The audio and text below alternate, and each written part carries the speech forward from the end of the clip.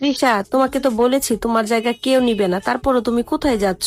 আমি তখন স্থির গলায় বললাম, ভালোবাসা আমি কখনো ভাগ করে নিতে পারবো না রাহাত, এই জন্যই চলে যাচ্ছি। তবে যাওয়ার আগে তোমাকে একটা উপহার দিতে চাইছিলাম। হ্যান্ডব্যাগ থেকে টিস্যু মোড়ানো কিটটা তার হাতে তুলে দিলাম। সে খুলে দেখলো দুইটা লাল দাগ। রাহাত তখন মৃদু হেসে বলল, তুমি কনসিভ করেছো, আগে কেন বলনি? আমি মৃদু হেসে বললাম, আমি তো তোমাকে গতকালই বলতে চেয়েছিলাম, কিন্তু তুমি নিজেই আমাকে সারপ্রাইজ করে দিলে। আল্লাহ তোমার মনের আশা পূর্ণ করুক। আমি আমার সন্তান নিয়ে বাকি জীবন এইভাবে কাটিয়ে দেব। এটা বলে আমি দরজা থেকে বের হয়ে গেলাম। পিছন থেকে রাহাত বলছিল, তিশা তুমি যেও না, থামো। কিন্তু আমি থামিনি, কারণ ভালোবাসা একবার ভেঙে গেলে আর জোড়া লাগে না। ভালোবাসা তার অর্থ হারিয়ে ফেলে। সেদিনের পর থেকে তার সাথে আমার আর কথা হয়নি। আমি আমার সন্তানকে নিয়ে একাই থাকি। তবে মাঝে মধ্যে আমার খুব কষ্ট হয়। আমি এখনো খুঁজে পাই না যে আমার কি দোষ ছিল। শেষ ভালোবাসা, সে আমার শেষ কান্না। বাড়ি ছেড়ে আসার দিনটা আজও চোখে ভাসে। রাহাতের দরজা বন্ধ করার শব্দটা মনে হচ্ছিল ঠিক বিদায়ের ঘন্টা। সেই শব্দে শেষ হয়ে গেছিল আমার সব পরিচয়। হাতে একটা ব্যাগ, চোখে পানি, আর পেটে আমাদের সন্তান। রাস্তায় একটা বাতির নিচে দাঁড়িয়ে মনে হচ্ছিল সবাই যাচ্ছে, শুধু আমিই থেমে আছি। যে জীবনটা এক সময় হাসিতে ভরপুর ছিল,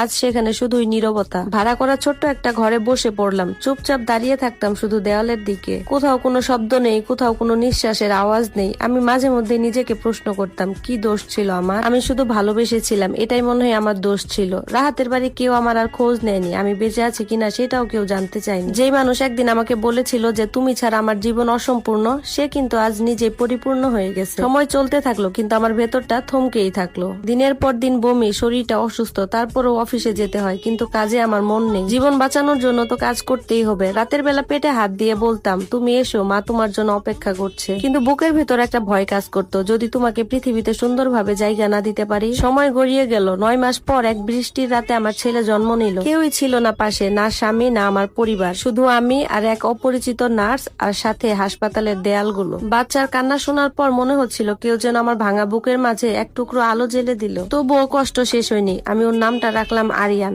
ওর বাবার নামটা আমি আর ওর জন্ম সনদে রাখিনি। ভেবেছিলাম আমার সন্তান যেন কোনো বিশ্বাসঘাতকের ছায়া না পায়। রাতের বেলা আলো নিভিয়ে কান্না করতাম। একজন মেয়ে যে এক সময় ছিল কত মানুষের গর্ব, এখন সে সমাজের চোখে একটা প্রতিচিহ্ন মাত্র।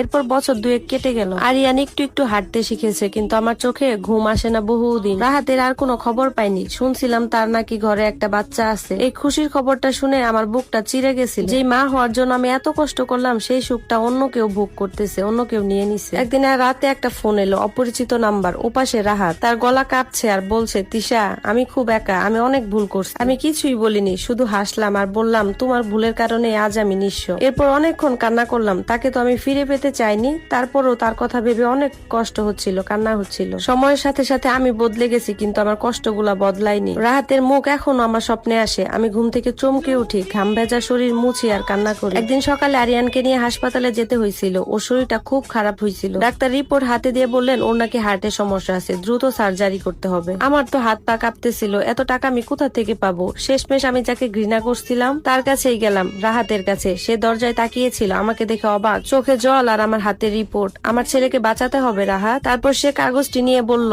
তিশা তুমি কোনো টেনশন করো না, আমি তোমাকে সাহায্য করব। তার আগে ওর বাবার নাম জানতে হবে। আমি বললাম, ওর বাবার নাম তো তুমি, কিন্তু তুমি সেই যোগ্যতাটা হারিয়ে ফেলে। রাহাত মাথা নিচু করে দাঁড়িয়ে রইল। ওর চোখে কান্না, কিন্তু আমি দেখিনি, কারণ আমার বুকের ভেতর তখন ভয়, অভিমান আর হতাশা কাজ করছিল। সার্জারির দিন আমি হাসপাতালের বারান্দায় বসে কান্না করছিলাম। অপারেশনের আলোটা নিভে গেল। ডাক্তার বলল আমার বাচ্চাটা বেঁচে গেছে, কিন্তু তার অবস্থা খুবই খারাপ। আমি তো মাটিতে লুটিয়ে পড়লাম, টেনশনে পড়লাম। রাহাত সেখানে দাঁড়িয়েছিল, কিন্তু আমি ঘুরে ওর দিকে কিছুতেই তাকাইলাম না। কিছু কিছু দূরত্ব তো মানুষের অবশ্যই থাকে, যেটা কখনোই পেরিয়ে আসা যায় না। কয়েক মাস পর রাহাত আবার এলো। তখন বলল, তিশা আমি তোমার সাথে আবার নতুন করে শুরু করতে চাই। আলিশা চলে গিয়েছে, আমি এখন শুধু তোমাকেই চাই। তখন আমি শান্ত গলায় বললাম, হ্যাঁ তুমি এখন আমাকে চাও, কারণ এখন তুমি একা। কিন্তু ভালোবাসা তো একাকিত্বে জন্ম নেয় না, সেটা জন্ম নেয় বিশ্বাসে। আর সেই বিশ্বাসটা তুমি নিজেই মেরে ফেলছো।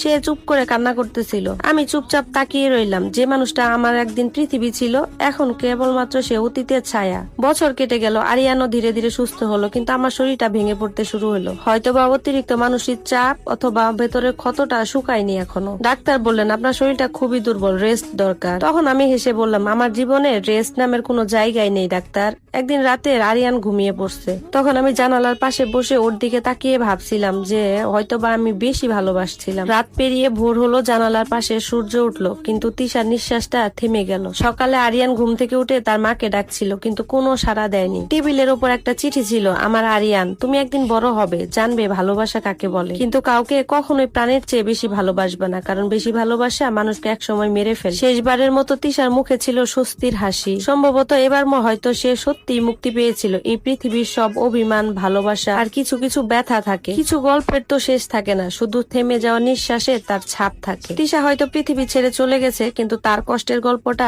আজও বেঁচে আছে।